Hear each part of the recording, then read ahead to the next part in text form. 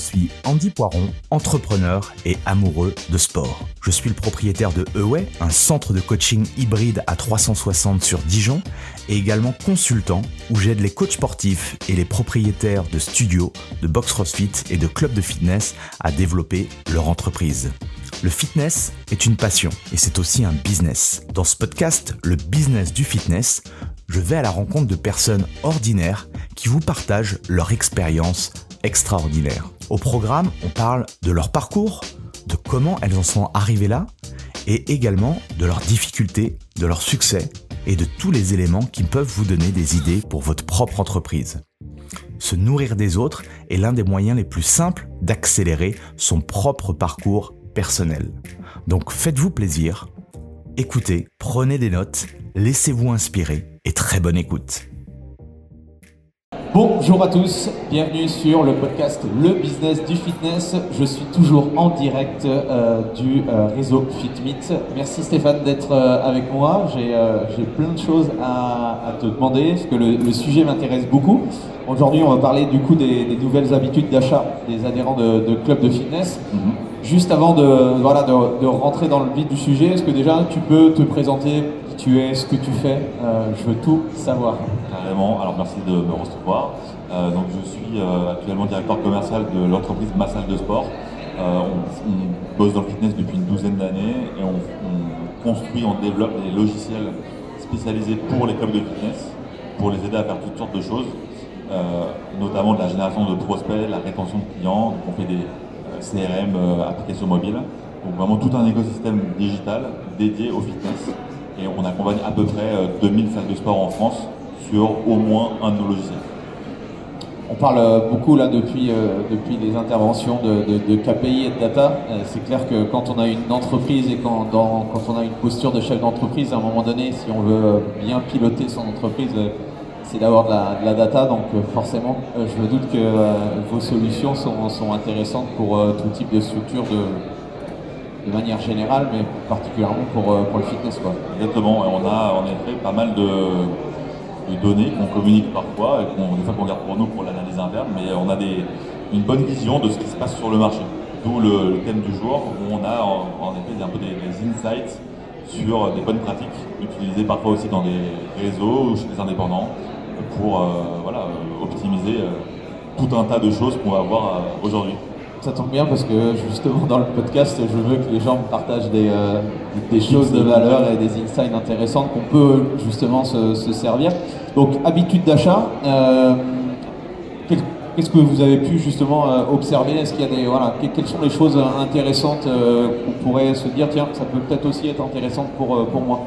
Alors déjà, ce qu'on voit, c'est que le fitness, il y avait quand même pas mal de retard sur un sujet, notamment la partie e-commerce, et on sent quand même que les grands courants du e-commerce ont enfin rattrapé, on a rattrapé le retard qu'on avait, dans le sens où aujourd'hui énormément de réseaux proposent de la vente en ligne. Ça paraît simple, mais aujourd'hui il y a énormément de clubs indépendants notamment qui ne font pas de vente en ligne, et donc c'est un sujet qui dans le e-commerce est acté depuis 10 ans et qui commence vraiment à généraliser. On a même maintenant des sociétés spécialisées qui sont spécialisées dans la création de tunnels d'abonnement en ligne pour les salles de sport. C'est très niche, mais il en faut. Donc on constate déjà on va dire ces pratiques e-commerce qui sont arrivées jusqu'à nous. Et donc on va parler aujourd'hui de plein de choses très concrètes. Il y a des habitudes qui viennent des populations les plus jeunes, mais par exemple aujourd'hui TikTok devient un moteur de recherche pour le fitness. On a aussi des outils tels comme WhatsApp qui arrivent dans l'écosystème des salles de sport pour communiquer plus facilement avec leurs adhérents, et les applications mobiles qui prennent aussi un rôle de plus en plus grand. Donc c'est un peu ces trois points que je vais un peu développer après. Donc en gros, pour répondre à ta question, c'est numérique. C'est le grand mot, et on voit beaucoup de choses intéressantes dans le fitness. Excellent. Oui, la technologie, on a parlé de la data, on a parlé de l'intelligence artificielle qui arrive. Donc du coup, au niveau du consommateur, parce que c'est vrai que la vision, nous on a une vision de passionnés ou une vision au sein même de nos clubs. qu'est-ce qui se passe au sein du consommateur? Là, tu disais effectivement, alors, est-ce que tout le monde a une démarche d'acheter son abonnement en ligne? Est-ce qu'il y a justement un positionnement de club qui fait que, c'est bien que les clubs Basic Fit ou autres ont justement un travail, ouais, il faut beaucoup de ventes en ligne. Est-ce que pour moi, là on est dans un événement où il y a des clubs indépendants, est-ce que ça serait intéressant pour moi de m'y intéresser, de trouver des solutions? Quel est ton avis par rapport à ça? Moi, mon avis personnel, c'est oui. Mais du coup, ça dépend de pas mal de choses.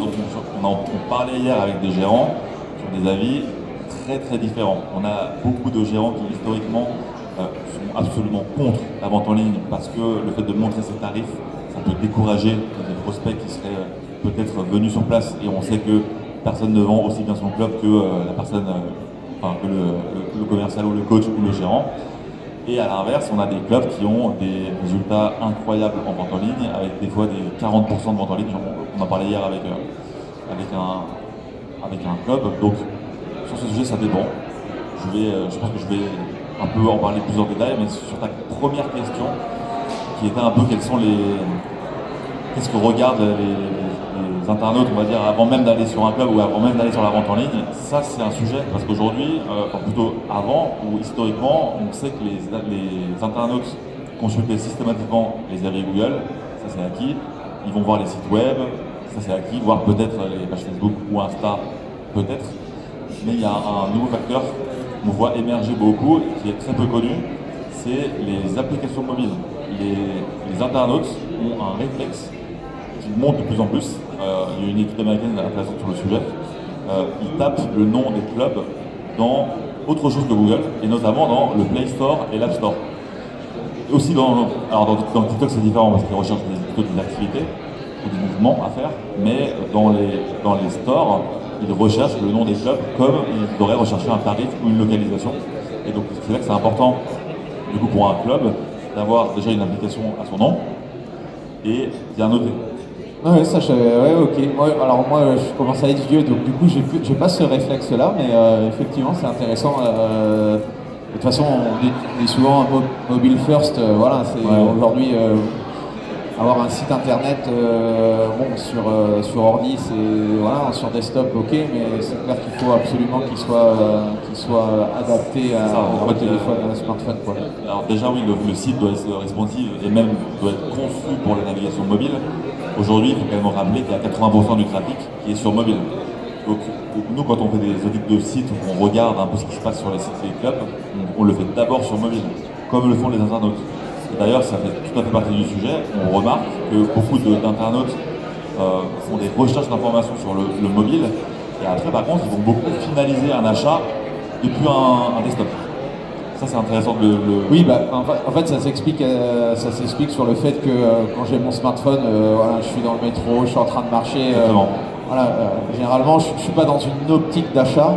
Et puis après, quand je me pose, ou si je veux faire vraiment quelque chose, je prends mon ordi. Enfin, je suppose que c'est dans cette tendance-là, quoi. C'est exactement ça. On recherche sur mobile beaucoup, et on finalise sur desktop beaucoup. Mais les choses sont un peu en train d'évoluer, justement. On en parle après, mais sur la partie mobile, on peut faire de plus en plus de choses, notamment de la vente en ligne sur mobile, ce qui est plutôt assez récent dans le fitness. Et donc oui, en tout cas, les internautes font des recherches qu'on n'imagine pas.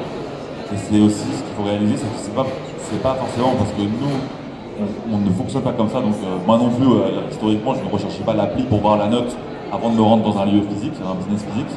Mais c'est la réalité. Il y a une partie de la population qui le fait aujourd'hui. Donc il faut s'adapter.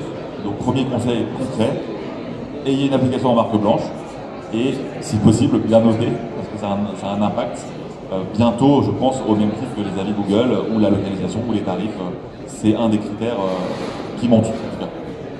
Donc Google My Business, je dois travailler là-dessus, mon site internet et du coup une application mobile. Il y a une question qui me vient là. Application mobile, moi je suis pas Apple, je suis pas une grosse entreprise. Est-ce que moi, petit club ou petit studio de coaching, je peux avoir ton appli, quoi. Ton nom, bien sûr. On est alors nous-mêmes, fait des applications mobiles avec notre marque Club Connect pour des clubs, des studios et des coachs, avec évidemment des tarifications moins chères pour les coachs. On fait des marques blanches, on n'est pas les seuls, hein. Évidemment, il faut être objectif, il y a plusieurs acteurs avec nous qui proposent ça, et que ce soit avec nous ou avec d'autres, dans tous les cas, c'est une recommandation. Aujourd'hui, il faut communiquer sur le nom de sa marque, c'est super important, et ça passe par l'application mobile, et ça a beaucoup évolué. Historiquement, c'était réservé vraiment aux réseaux, aux gros réseaux qui avaient les moyens de payer un développement spécifique pour créer une appli. Enfin, c'était un gros chantier. Et maintenant, des prestataires comme Connect permettent, avec juste un petit abonnement mensuel, d'avoir sa propre appli à son nom, 100% personnalisé. Donc ça change quand même la donne. Et derrière, évidemment, il faut vérifier qu'il y a un système de notation automatique pour récolter des avis clients, pour avoir au moins 15 avis. Donc cette application, en fait, elle a deux objectifs. C'est une application qui permet de prospection, parce que elle est avant tout gratuite, et après dans l'application il y a une partie aussi membre, ou comment tu vois les choses? Exactement ça. Nous en tout cas, pour notre produit, c'est un parti pris. On veut qu'un prospect puisse accéder à une appli, au moins une version dégradée. C'est important parce que s'il regarde les avis, peut-être qu'un prospect va aussi la télécharger l'appli, et donc derrière le but c'est que ça soit un minimum vendeur.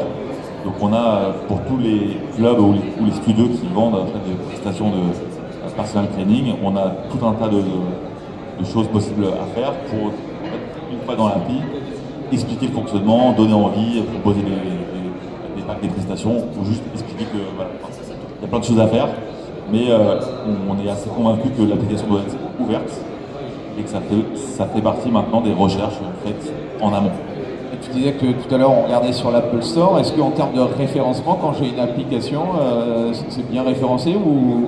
C'est le but. En fait, il y a un référencement. En fait, les stores sont aujourd'hui un moteur de recherche. Donc en fait, il y a aussi parfois des personnes qui vont taper fitness, coaching, des mots-clés dans les stores. Et du coup, derrière, évidemment, possibilité de ressortir. Nous, sur notre application Club Connect, on ressort extrêmement bien sur tout un tas de mots-clés. Les applications en marque blanche aussi, selon leur positionnement. Donc c'est un sujet. C'est un sujet, en effet, de ressortir aussi en organique. Il n'y a plus que Google, en fait. C'est ça qui est important à dire. Il y a d'autres moteurs de recherche. Et j'ai évoqué TikTok, je peux peut-être juste en parler une seconde. Aujourd'hui, dans TikTok, il y a une partie de la population qui recherche des exercices dans TikTok. Et du coup, les vidéos qui seront proposées, on va avoir un certain nombre qui seront tournées soit par des influenceurs, soit par des membres de clubs de fitness, avec une énorme pub indirecte. On peut citer par exemple On Air, qui sont très actifs sur ce sujet. On voit énormément de contenu tourné dans des clubs On Air où c'est très reconnaissable, on voit très souvent l'enseigne. Et ça a fait une publicité même directe, monstrueuse pour ce genre de club, via la recherche organique de TikTok. C'est un exemple. Ouais, c'est intéressant. Une nouvelle fois, après, c'est marketing, à qui tu t'adresses, quel type de réseau social, où est-ce que sont mes clients, en tout cas mes clients idéaux, et mettre une stratégie en place. Et du coup, On Air, ça paraît logique. C'est cohérent. C'est logique que TikTok ce soit un des leviers intéressants. Ok. Est-ce qu'il y a un risque du coup de me dire c'est pas pour moi la technologie? Est-ce que je peux rester avec mes vieilles recettes? Alors, j'aurais tendance à dire que non, mais dans le sens où le milieu se professionnalise beaucoup. On voit quand même clairement que l'équilibre entre déjà réseau et indépendant s'est inversé. Ça, tout le monde en est conscient. Et on voit surtout que les réseaux que je mets en opposition volontairement aux indépendants, eux s'équipent. Et justement, ce staff, ils ont des services marketing qui pensent à ce genre de choses. Donc sur une zone de chalandise, on va avoir un franchisé ou 3 franchisés de 3 enseignes différentes et un club indépendant. Vous pouvez être sûr que les franchisés, ils ont de la pub AdWords qui tourne, des pubs méta, et ils sont sur les réseaux, ils ont de la vente en ligne, ils ont des process de relance commerciale efficaces, ils ont des CRM. Donc nous, c'est aussi notre raison d'être. On travaille avec énormément de réseaux, c'est super important, mais on veut donner aux clubs indépendants les mêmes armes qu'ont ces gros réseaux. Ça, c'est important. Donc oui, il y a une nécessité quand même de s'adapter. aux outils actuels. Et c'est avec l'aide des partenaires, on ne peut pas tout faire tout seul, c'est assez concert. Donc là, tu m'as dit effectivement que les gens, avant de franchir la porte du club pour s'intéresser, du coup, avaient déjà anticipé et regardé certains signaux forts du club ou de la structure ou autre. Donc là, on peut travailler déjà là-dessus. Sur quoi d'autre on peut travailler? Et du coup, le sujet dont je parlais au début, qui est la vente en ligne. Ouais. Ça, c'est un vrai sujet parce qu'aujourd'hui, j'ai un exemple très concret sur notre plateforme massaldesport.com. Pour rappel, on génère des prospects pour les salles de sport depuis 12 ans. On a généré des millions de leads. Au début, à titre informatif, au tout début, pour 21 € par mois, les clubs recevaient 300 prospects par mois. Et ils gueulaient. Donc, quand on voit maintenant les chiffres qu'on a sur les réseaux, c'est dingue l'évolution que ça a eu. Et du coup, ce qu'on a vu, c'est qu'au bout d'un moment, on générait des prospects, c'est très bien, mais on s'est dit qu'on allait proposer d'autres choses, notamment de la vente en ligne, sur les fiches des clubs, sur leurs fiches ma salle de sport. Et on a constaté qu'un club qui proposait une séance d'essai, un pass courte durée et un abonnement annuel, avec le système des paniers abandonnés, parce qu'évidemment, il y a beaucoup de gens qui ne vont pas aller au bout, récupérait 3 fois plus de prospects qu'un club qui proposait uniquement une séance d'essai. Donc ça, on l'a vu il y a au moins 5 ou 6 ans déjà. Donc on a constaté que simplement le fait de proposer les offres, on a des internautes qui sont susceptibles d'être intéressés directement par un achat, ou pas, par exemple, ils ne vont pas forcément aller au bout, mais ils vont être intéressés par un abonnement, ils vont d'abord rentrer leurs coordonnées, ensuite ils vont voir les tarifs. Évidemment, on va récupérer les coordonnées pour pouvoir les relancer. Et donc, aujourd'hui, la vente en ligne, les gens le voient comme un moyen de vendre des abonnements en ligne, mais il n'y a pas que ça. Il faut le voir comme un moyen de générer du prospect. En moyenne, pour une vente en ligne, il y a 5 paniers abandonnés. Donc c'est une source énorme de prospects qui auraient peut-être rien fait s'il n'y avait pas eu cette proposition. Donc ce sujet, c'est un vrai sujet d'actualité. On a des clubs qui passent le cap, d'autres qui ne le passent pas encore. On prêche pour, notamment parce qu'on a créé un CRM. Donc nous derrière, évidemment, tous les paniers abandonnés, ils vont être immédiatement relancés par nos outils pour finaliser, ou au pire, se rendre en club. Pas forcément vendre en ligne, mais au moins on a la donnée, on les fait venir en club. Donc vente en ligne. Non mais c'est tellement puissant ce que vient de dire Stéphane, et malheureusement, enfin moi, il y a encore, alors dans les clubs de fitness, je sais pas trop comment ça fonctionne, mais moi avec les coachs, ça fait longtemps que je leur explique comment faire des funnels, des tunnels de vente en français, comment mettre des tags, et en fonction de si tu as ouvert cet email là, tu peux lui envoyer, enfin aujourd'hui tu peux faire des trucs de dingue, et c'est vrai que je pense qu'aujourd'hui on est très clairement en retard, je veux dire de manière générale dans le fitness sur tout ça. D'ailleurs c'est étonnant, mais les coachs au final maintenant sont plus en avance que les clubs. On voit, moi-même je suis ciblé tous les jours sur Insta par des programmes, jeunes papas, par du poids, voilà, c'est hyper ciblé. C'est bien fait, il y a des beaux funnels, donc il y a quand même, ça s'est inversé. Les coachs sont assez à l'aise, ou en tout cas ceux qui sont suivis, sur ce genre de sujet, alors que beaucoup de clubs le sont encore pas du tout. Et surtout, et là je me dis qu'il y a un énorme potentiel, parce que quand les clubs vont, s'ils prennent conscience, ou en tout cas certains prennent conscience de l'intérêt de faire ça, c'est game changer. Et je reviens sur le côté vente en ligne, et puis l'objection, j'ai pas envie de mettre mes prix, mais en fait, dans ton site vitrine, tu n'es pas obligé de mettre tes prix directement sur ton site vitrine, mais c'est à travers les funnels, où si tu as qualifié le prospect, tu peux ensuite éventuellement lui proposer effectivement tes offres, quoi. Exactement. Et il faut aussi se dire que dans tous les cas, les gens sont curieux. S'il n'y a pas de tarif en ligne, ce qu'ils vont faire, et ils le font, ils vont taper nom du club plus tarif sur Google. Et parfois on a des mauvaises surprises, on tombe sur des forums ou des endroits ou des commentaires Facebook des fois, où en fait ils vont trouver des tarifs de façon détournée. C'est un effet qui est encore pire. Donc nous personnellement on prône plutôt le fait d'afficher des tarifs. Je comprends qu'il y ait des réticences parfois pour des clubs un peu premium qui se disent que oui quand même c'est un montant, donc s'ils voient le tarif ils viendront jamais. Donc il y a quand même certains cas où évidemment que les arguments se tiennent. mais on va quand même, ça va dans ce sens-là. On arrive à un moment où aujourd'hui, tous les réseaux ont des tunnels de vente en ligne, quasiment tous, une bonne partie des indépendants. Donc on va arriver à un moment où le fait de ne pas avoir de tunnel de vente en ligne sur son site va devenir problématique et bizarre quand ça devient la norme. Et surtout, parce que tu parlais des coachs sportifs, moi j'explique aux coachs qu'ils doivent effectivement à un moment donné choisir leurs clients et choisir leur cible pour avoir tout le marketing. La différence que je perçois quand j'ai un club, je suis un peu plus généraliste, sauf après des modèles un peu comme le mien où on peut vraiment se concentrer sur un ou deux types de profils de personnes, mais dans un club, quand tu as un gros club, tu peux pas. Et c'est là où, du coup, à travers les funnels et les tunnels, tu vas pouvoir catégoriser les gens. Ceux qui sont intéressés par la minceur, tu vas pouvoir les amener dans un funnel qui va leur permettre et ainsi de suite, quoi.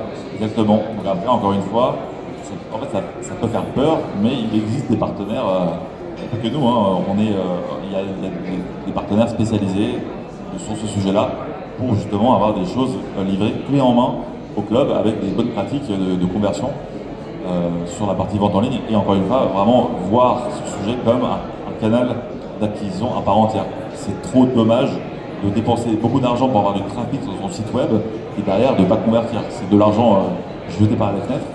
Donc il faut convertir, il faut proposer une offre découverte et idéalement la vente en ligne qui est en train de se développer heureusement, mais un vrai sujet 2025 pour tous les clubs indépendants. Oui, et surtout l'objectif d'un chef d'entreprise, c'est pas de pas rentrer, c'est pas forcément lui de faire les tunnels ou autre. Il doit plus avoir la réflexion stratégique et comprendre effectivement que tout ça va lui ramener du chiffre d'affaires à la fin, quoi. Exactement. Est-ce qu'il y a autre chose que je devrais faire justement en prenant connaissance et conscience de tout ce que tu me partages là? Je dirais que oui, il y a toujours des choses à faire, mais sur le sujet de la vente en ligne et ensuite les relances, parce que c'est bien d'avoir un tunnel, mais surtout il faut que derrière ça suive. Il faut qu'il y ait absolument aussi un CRM pour traiter ça. On constate, on s'inspire d'autres secteurs, évidemment, on n'invente rien. On regarde ce qui marche bien dans d'autres secteurs qui sont en avance chez nous, par rapport à nous. On regarde ce qui se fait dans le e-commerce, plutôt dans le luxe, et il y a un essor énorme de l'utilisation de WhatsApp. Donc maintenant, le nouveau WhatsApp qui s'appelle WhatsApp Business API, permettant au business d'utiliser WhatsApp pour faire des campagnes sortantes sur des prospects entrants qui ne viennent pas forcément de WhatsApp ou des messageries, mais qui viennent par exemple d'un site web pour qu'on puisse le relancer via un WhatsApp. Et je parle de ça parce que il y a des boîtes spécialisées qui mettent en place WhatsApp Business API pour des marques e-commerce et qui font notamment de la relance WhatsApp sur les paniers abandonnés. C'est ça qui m'a fait penser à ça. Et les chiffres sont assez impressionnants. Ils constatent qu'en utilisant WhatsApp, 20% des paniers abandonnés finalisent la vente. C'est énorme. C'est énorme. Non mais WhatsApp, tout le monde l'utilise, tu vois, parce que il y avait Telegram qui était, mais en fait Telegram c'est niche. C'est trop compliqué. Aujourd'hui WhatsApp allait au plus simple et c'est clair que WhatsApp tu peux faire des trucs de fou. Là j'ai testé un outil la semaine dernière qui était qui faisait de la prospection et du setting avec l'IA. Enfin, connecté à ton WhatsApp, c'est juste, c'est juste dingue les opportunités qu'il vont y avoir effectivement. Alors, même si je suis pas un geek et tout, qu'est-ce que tu pourrais dire justement au patron de club, comment je dois faire pour intégrer ce WhatsApp? Tu parlais de WhatsApp Business, est-ce que c'est compliqué? Est-ce que tu as des outils qui te permettent justement d'avoir cette connexion-là? Comment ça se passe? Alors aujourd'hui, honnêtement, c'est compliqué parce que c'est nouveau. En fait, il y a tout le paramétrage du compte business qui est assez fastidieux, honnêtement, voilà, faut le dire. Donc c'est quand même le début, c'est un sujet 2024, c'est sorti en 2024. Donc la volonté de Meta, a priori, je mets ça au conditionnel. Parce que WhatsApp Business et WhatsApp Business API, c'est pas pareil. C'est encore bien, oui, parce qu'en fait, sur les smartphones, tu prenais deux numéros, tu avais un WhatsApp Business et ton WhatsApp, ça c'était possible. L'API, c'est encore nouveau. Voilà, là le principe, la différence, c'est de pouvoir faire de l'automation via WhatsApp. C'est ça le vrai sujet. Et du coup, il y a un gros boulot de paramétrage en amont et la volonté de Meta, c'est d'avoir tout ce qui est messages entrants, ça passe par la messagerie du coup Instagram et Messenger pour l'entrant, et pour le sortant, donc pour le business, passer par WhatsApp. Ils vont tout mettre par WhatsApp. On voit dans d'autres qui vont en Asie, tout le monde est sur WhatsApp. C'est déjà le cas depuis très longtemps. En Amérique du Sud, ils vendent sur WhatsApp. Enfin, c'est une blague, tu commandes, c'est même en Thaïlande où tu commandes ton taxi sur WhatsApp.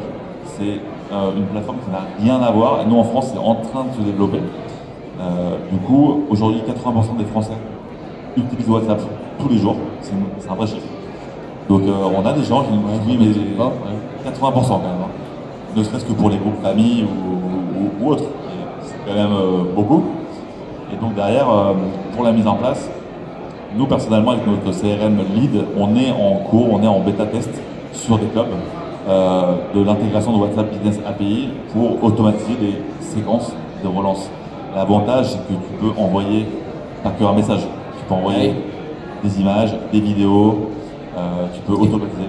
Du coup, tu n'as pas le coût du SMS? T'as quand même un coût parce que Meta, Meta peut quand même gagner de l'argent, qui est moins cher. Et la différence, c'est que ça va t'ouvrir une conversation. Et en fait, pendant 24 heures, ce que tu payes, c'est le coût de la conversation sur 24 heures. Ensuite, derrière, tu vas pouvoir envoyer des messages, alors que ton SMS, tu vas payer par SMS. Tu connais l'outil ManyChat, ça te parle ou pas? De nom. Ouais. Donc où tu peux justement, je connectais avec Insta par exemple dans un message, tu vois sur Insta si je dis commente Stéphane dans les commentaires et quand tu mets Stéphane dans les commentaires, tu reçois automatiquement en DM il y a toute la séquence. En fait, tu discutes avec une sorte de bot si tu veux et tu peux lui. Donc je pense qu'effectivement sur WhatsApp ça serait vraiment énorme parce que c'est très très puissant quoi. C'est clair. Et du coup là aujourd'hui les chiffres qui sont les analyses que font les boîtes spécialisées dans l'intégration de WhatsApp pour le e-commerce, c'est qu'ils comparent WhatsApp au SMS forcément. C'est que le but est le même, c'est des messages courts pour communiquer facilement avec ses adhérents. Les résultats c'est très simple, hein. C'est WhatsApp ça convertit 3 fois mieux en moyenne sur tous les KPI que le SMS. Et ça coûte moins cher. Donc c'est compliqué. Comment on peut expliquer que c'est bizarre? En fait, aujourd'hui, les marques font du SMS, beaucoup. Moi, je reçois quasiment tous les jours des pubs par SMS. Donc, il commence à y avoir une lassitude. Des fois, on les ouvre même pas. WhatsApp, on ouvre tous nos WhatsApp. Et j'étais il n'y a pas longtemps dans un hôtel plutôt haut de gamme à Lisbonne, il y a 2 semaines. Et la veille de mon départ, je reçois un WhatsApp de l'hôtel. J'avais communiqué avec eux. Donc j'étais très agréablement surpris, sachant que j'avais ce podcast de recevoir ça me donnait un peu de matière, qui me disait voilà, pour vous arriver à la fin de votre séjour, pour rappel, demain le check-out c'est à telle heure, et vous pouvez encore bénéficier de tous les équipements de l'hôtel demain toute la journée. Ils t'ont pas fait un upsell ou ils ont pas essayé Ils ont même pas fait d'upsell, ils auraient pu. Mais le principe était, j'étais hyper surpris et j'ai trouvé ça super quoi. C'était proactif. Et donc eux ils avaient déjà, c'est un groupe d'hôtels, ils ont déjà WhatsApp Business API. Clairement, ils ont pris les devants, donc l'hôtellerie, le e-commerce, ils sont déjà. Donc là, WhatsApp, c'est un sujet fitness pour 2025, donc que nous personnellement, on va diffuser massivement pour tous nos clients. C'est clair que toutes les stratégies marketing, il faut être le premier parce que comme tu dis, le SMS, même si c'est un outil qui est intéressant, ça s'est essoufflé parce que tout le monde le fait. Donc c'est clair que toujours essayer de trouver les nouvelles, moins cher, plus efficace. Après le SMS, ça marche quand même, mais évidemment nous-mêmes on fait du SMS, bien sûr, ça n'a pas disparu. Mais clairement, dans 2-3 ans, tout le monde utilisera WhatsApp. C'est déjà le cas dans énormément de pays. C'est vrai que c'est assez impressionnant quand on voit ailleurs. Donc on a même maintenant, c'est assez nouveau, sur Meta, quand on fait des pubs sponsorisées, on peut faire comme appel à l'action, on peut faire un clic to WhatsApp. Donc au lieu de faire remplir un formulaire, on envoie le prospect vers WhatsApp. Donc après évidemment, il n'y a pas toujours quelqu'un en cop pour répondre au WhatsApp.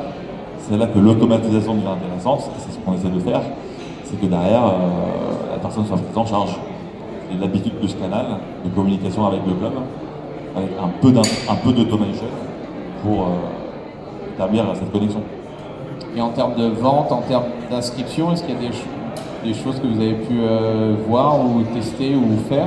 On est en test, donc on est nous-mêmes en train de collecter de la donnée sur, on compare avec, alors, par rapport à l'emailing, les ratios d'ouverture c'est x100, enfin quasi, pas x100, mais en termes de conversion, les ratios c'est x100, entre de l'emailing et du WhatsApp, c'est vraiment ça la différence.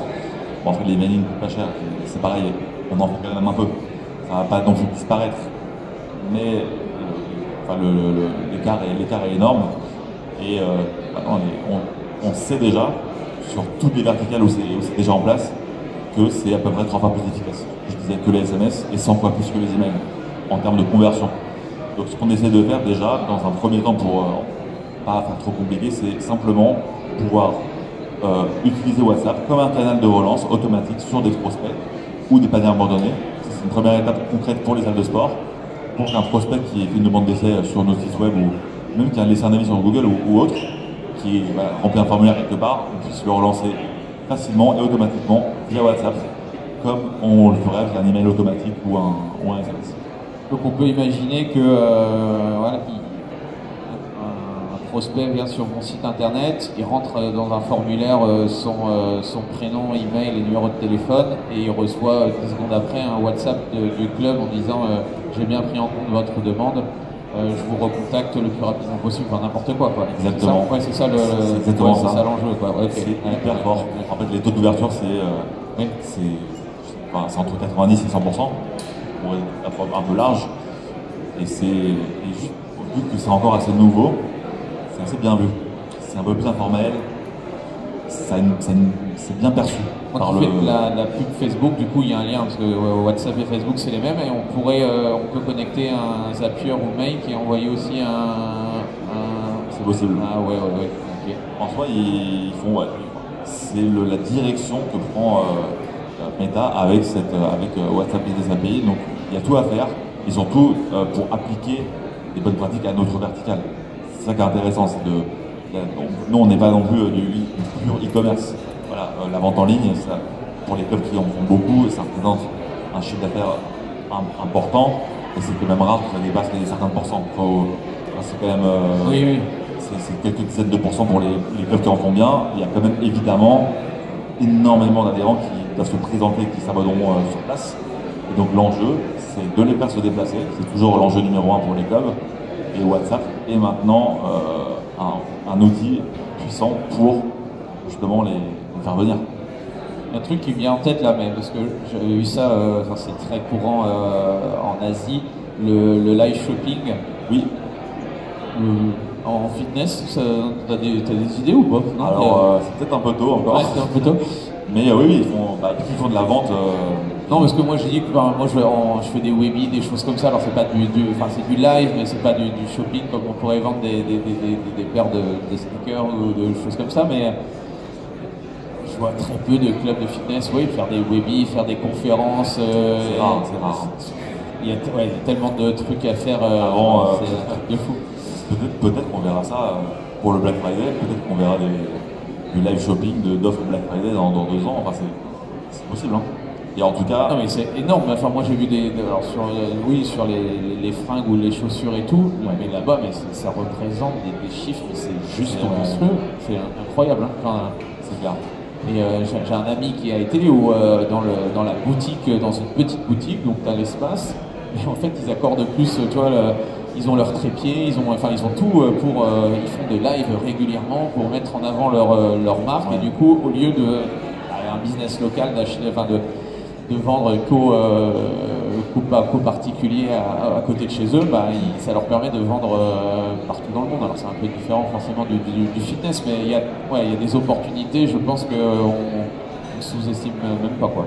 C'est vrai. Donc après, c'est pour ça qu'on disait au début que c'est un sujet vraiment d'actualité. Ça évolue beaucoup. Et du coup, après, il faut faire la part des choses, évidemment, et l'adapter à notre secteur, c'est toujours ça qui est intéressant. C'est vraiment nous, c'est un peu notre ADN, c'est qu'on s'inspire de ce qui fonctionne et on l'adapte au fitness en créant des outils vraiment spécialisés, uniquement pour notre verticale. On fait fitness, studio, coaching, etc. Pour avoir des outils dédiés. Ce qui est déjà le cas dans les autres secteurs. Ils ont tous des outils dédiés pour tout un tas de choses et on voit bien que dans n'importe quel vertical, il y a dans la partie vraiment logicielle, c'est un peu notre thème du moment, ils ont tout un écosystème de logiciels qui sont tous interconnectés. Et ça, c'est normal. Donc en fait, c'est normal qu'aujourd'hui un club ait des dépenses logicielles beaucoup plus importantes qu'il y a 5 ans, parce qu'il y a des outils beaucoup plus performants qui se font des briques spécialisées. Là, on parle de WhatsApp, il y a les applis mobiles, tout ça par exemple. C'est l'évolution logique qu'on constate ailleurs. Et c'est pas pour le plaisir de facturer plus cher, c'est parce qu'il y a des outils qui apportent une plus-value de plus en plus élevée et qu'il faut qu'un club indépendant puisse en bénéficier au même titre que des gros réseaux qui ont des services marketing énormes et qui sont déjà en avance sur ces sujets, qui ont déjà beaucoup de choses en cours. Ça coûte cher de mettre ces choses en place? Parce que je pense que c'est l'objection qu'on doit avoir. Pas tant. Ah oui. C'est juste un peu compliqué pour l'instant vu que c'est nouveau.